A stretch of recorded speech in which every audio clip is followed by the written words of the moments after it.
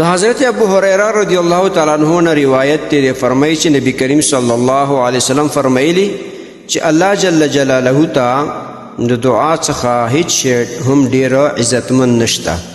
د دې حدیث روایت ابن حبان کړی دی. محترم مسلمانانو ورونو، دې حدیث نه دا خبره معلومه شو چې الله جل شانه ته دعا ډیر عزتمن شی دی.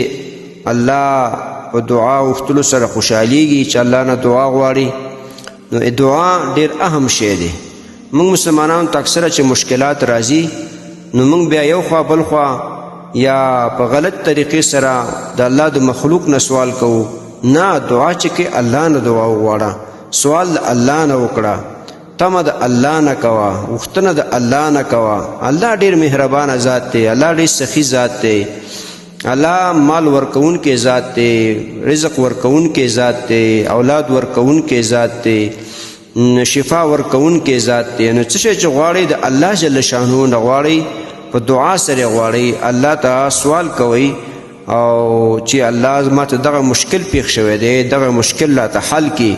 خو بهرحال محترم مسلمانانو ورونو، موږ مسلمانانو سړیو او زنانو ته پکار دی چې الله جل شانه نه غوښتنه وکړو او چې کله هم کوم مشکل لازي الله ته سوال وکړو او د الله په نس باندې دعا ډیر عزتمن شی دی، د عزت والا چیز دی.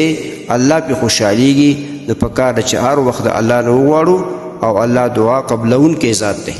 محترمو مسلمانانو ورونو، تاسو ته چې کوم روزانه د حدیث د مفهوم راځي نو د مهربانۍ او د ثواب له مخې نور مسلمانانو ته لیږدوئ او شیر کوئ.